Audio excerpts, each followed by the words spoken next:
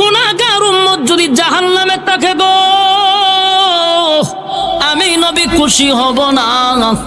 আপনি আমার উম্মত গুলাকে জান্নাতে দেন, আমি নবী খুশি হব। আল্লাহ তখন বলবে, বন্ধু অর্ডার দিলাম, আপনার যারে খুশি তারে লইয়া আপনি জান্নাতে যান। সুবহানাল্লাহ, দিয়া দিব সুপারিশের অধিকার। তার আপনি সুপারিশ করে লইয়া যান গা।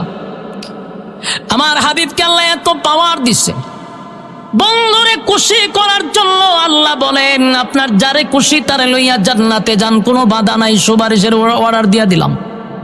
অথচ আদম নবীর থেকে নিয়া ঈসা রূহুল্লাহ পর্যন্ত জান্নাতের গেটের সামনে দাঁড়ায় থাকবে রে, জান্নাতের দারোয়ান গেট খুলবে না যতক্ষণ না পর্যন্ত আমার নবী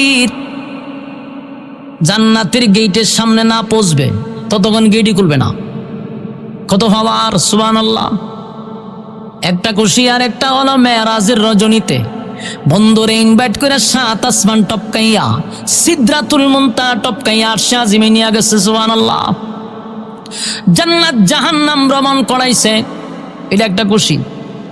আর একটা খুশি হলো পরবর্তীতে আমার আল্লাহ মক্কা বিজয় দিছে। সুবহানাল্লাহ। ইন্না ফাতাহনা লাকা ফাতহাম মুবিনা, বন্ধুরে খুশি করছে, নিশ্চয় আমি আপনাকে বিজয় দান করলাম। এটা হইতে পারে এটার একটা ইঙ্গিত।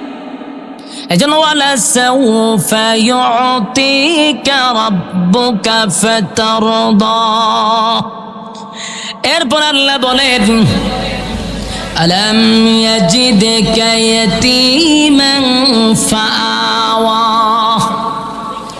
আমার যুবক ভাইরা, কথাগুলি একটু মনোযোগ দিয়ে শুনেন। এর আগের আয়াত বলছে ওয়ালা সাউফা ইউতিকা রাব্বুকা ফাতারদা, আলাম ইয়াজিদকা ইয়াতীমান ফাআওয়া। এই আয়াত থেকে আল্লাহ কি বোঝাইতেছে? এখন যতগুলো আয়াত, এগুলো অতীতের কথা, অতীতের কথা রাসূলকে শুনাইয়া আল্লাহ বুঝাইতেছে, বন্ধু তখন আপনাকে ভুলি নাই, আর এখন বলবো কেমনে? আপনি ইয়াতীম ছিলেন, আপনি তো ইয়াতীম ছিলেন, আমি আল্লাহ আপনাকে আশ্রয় দিছি।